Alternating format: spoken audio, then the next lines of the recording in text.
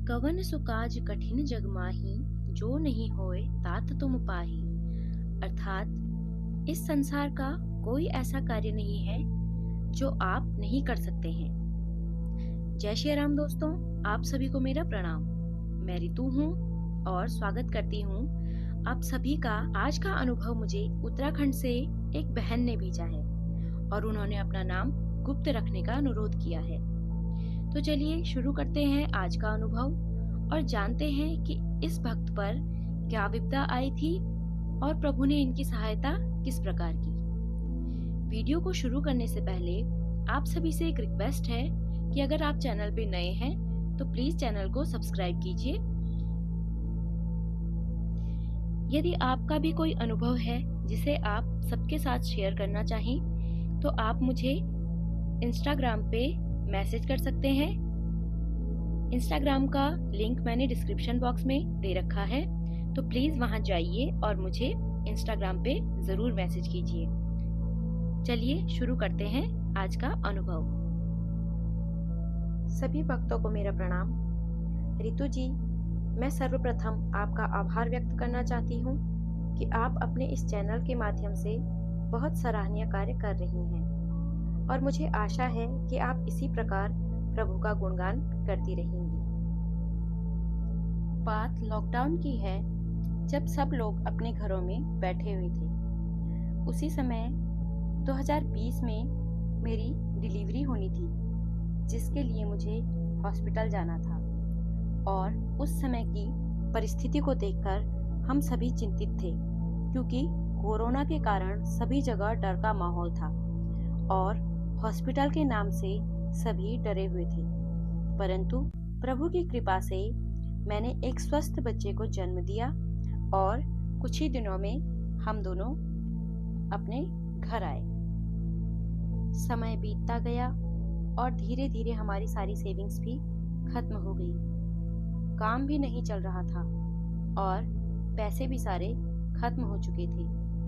जैसे तैसे गुजारा चल पा रहा था। तभी मुझे, मेरे पति को और मेरे 10 महीने के बच्चे को भी कोविड हो गया और स्थिति और भी खराब होती चली गई। जैसे तैसे हम तीनों कोविड से उभरे ही थे कि कुछ महीने बाद मुझे डेंगू हो गया। डेंगू में मेरे सिर में असहनीय पीड़ा शुरू हुई, जो किसी दवा से भी ठीक नहीं हो पा रही थी। डॉक्टरों ने एमआरआई करने की सलाह दी। एमआरआई करवाई तो पता चला कि सिर में छोटे छोटे बहुत सारे ट्यूमर्स बन गए हैं, जिसके कारण सिर में दर्द हो रहा था। 10-15 दिन तक मुझे होश नहीं था। मैं कौन हूँ, मेरे बच्चे कहाँ हैं, मेरा घर कहाँ है, यहाँ तक कि मैं अपने घर वालों को भी नहीं पहचान पा रही थी। जब मैं हॉस्पिटल में बेसुध पड़ी हुई थी, तब मुझे एक काली परछाई दिखाई देती थी। वो मुझे देख के जोर जोर से हंसती थी और जब भी वो मेरे सपने में आती थी तो मुझे एक बहुत ही गंदी दुर्गंध का एहसास होता था। साथ ही मेरी तबीयत ज़्यादा बिगड़ने लगती थी। फिर कुछ दिन ऐसे ही बीतते गए और फिर से मेरा एमआरआई कराया गया तो मुझे मेरे नाना जी की कही बात याद आई कि राम नाम का जाप करते रहना, और मैंने वैसे ही किया। घर में भी सभी लोग मेरे स्वास्थ्य को लेके बहुत परेशान थे, क्योंकि कुछ सुधार नहीं हो रहा था। तभी मेरी बहन ने एक प्रसिद्ध हनुमान मंदिर, जहां हम लोग पहले रहा करते थे, वहां जाकर मेरे नाम की अर्जी लगाई और उसी रात मुझे हनुमान जी की वही मूर्ति मेरे सपने में दिखाई दी।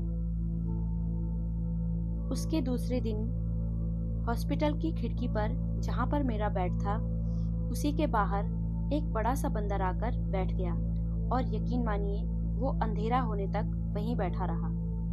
और अगले दिन भी यही हुआ।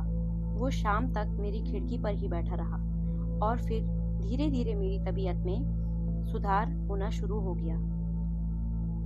फिर मैं डिस्चार्ज होकर अपने घर आ गई और 1.5 महीने के बेड रेस्ट के बाद ठीक हो गई। लेकिन उसके बाद मेरे बच्चे बहुत बीमार रहने लगे। हमारी जो थोड़ी बहुत सेविंग्स भी थी वे सब बीमारी में चली गई। अब तो ऐसा लग रहा था कि ये दुखों का पहाड़ खत्म ही नहीं होने वाला है। घर वाले भी बात बात पर ताना मारा करते थे, इतना खर्चा हो गया, बात बात पर हिसाब लगाने लग जाते थे। एक दिन हम बच्चे के जन्मदिन के दिन बाबा नीम करोली के आश्रम में गए। वहाँ पर हनुमान जी का एक बहुत बड़ा मंदिर है और वहाँ दर्शन करके वापस आ गए। कुछ दिन बाद मेरे सपने में एक लंबा चौड़ा आदमी आया और उसने मुझसे कहा कि मैं इनकम टैक्स ऑफिस से आया हूँ। तो मुझे बहुत गुस्सा आया और मैंने कहा, हमारा खर्चा ही नहीं चल रहा है, हम टैक्स कहाँ से देंगे। तो उन्होंने मेरी सारी फाइल्स अच्छे से देखी और मुझसे पूछा, बेटा तुम्हारा खर्चा कैसे चलता है। मैंने कहा, हमारा खर्चा नहीं चल पा रहा है। तो उन्होंने मुझे कहा कि मैं एक समाज सेवक भी हूँ, आज से तुम्हारे बच्चों का और तुम्हारा खर्चा मैं उठाऊंगा। कल ये फाइल लेके मेरे ऑफिस में आ जाना। और जब मैं ऑफिस में गई तो आप विश्वास नहीं करेंगे, उनका ऑफिस वहाँ पर था जहाँ पर हम कुछ दिन पहले नीम करोली बाबा के आश्रम में गए थे। और लगभग 1 महीने बाद मेरे हस्बैंड की इतनी अच्छी जगह जॉब लगी कि उसके बाद कभी भी हमें पैसों की कमी महसूस नहीं हुई। एक दिन तो मुझे राम नाम सुनहरे अक्षरों में चलते हुए दिखाई दे रहा था और कानों में आवाज आ रही थी, राम नाम लिखना शुरू कर। मैंने ऐसा ही किया। उसके कुछ महीने बाद मैंने एक जगह रिज्यूम दिया था और मंगलवार को मेरा इंटरव्यू हुआ और उसी दिन मुझे सेलेक्ट कर लिया गया और आज मैं एक स्कूल टीचर हूँ और मुझे 2 क्लासेस में रामायण पढ़ाने का सौभाग्य मिला। तो ये था मेरा पहला अनुभव। अब मैं आपके साथ अपना एक अनुभव और शेयर करना चाहूंगी। जब मेरी बेटी 2 साल की थी, एक दिन रात में उसकी तबीयत बहुत खराब हुई। वो बहुत जोर जोर से रो रही थी। मुझे समझ नहीं आ रहा था मैं क्या करूं। मैंने रोते हुए बालाजी से प्रार्थना की और कहा, प्रभु अब आप ही संभालिए।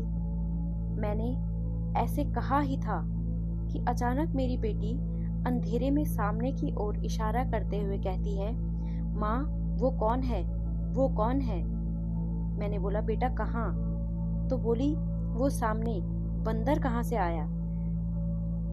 मेरी ये बात बताते हुए अभी भी रोंगटे खड़े हो रहे हैं। वो कहते हैं ना, बच्चों का मन पवित्र होता है, तो शायद इसी वजह से प्रभु उसे दिखाई दे रहे थे और उसके बाद वो चुपचाप सो गई।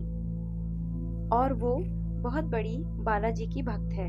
अभी वो 1st क्लास में है, पर रोज सुबह स्कूल जाते हुए कहती है, बालाजी मैं स्कूल जा रही हूँ। और घर आने के बाद, बालाजी मैं स्कूल से आ गई। और अगर उसे कुछ खाने को दो तो वो बालाजी को भोग अवश्य लगाती है। हम सभी प्रभु की हनुमान चालीसा का नित्य पाठ करते हैं और मेरा आप सभी से भी ये निवेदन है कि यदि आप भी किसी समस्या से जूझ रहे हैं तो बालाजी की शरण में अवश्य जाएं। वे हर असंभव कार्य को भी संभव करने का सामर्थ्य रखते हैं और आप पर आने वाली जो विपदाएं हैं उन्हें भी टाल देते हैं। जय श्री राम। तो आशा करती हूँ आप सभी को ये अनुभव पसंद आया होगा।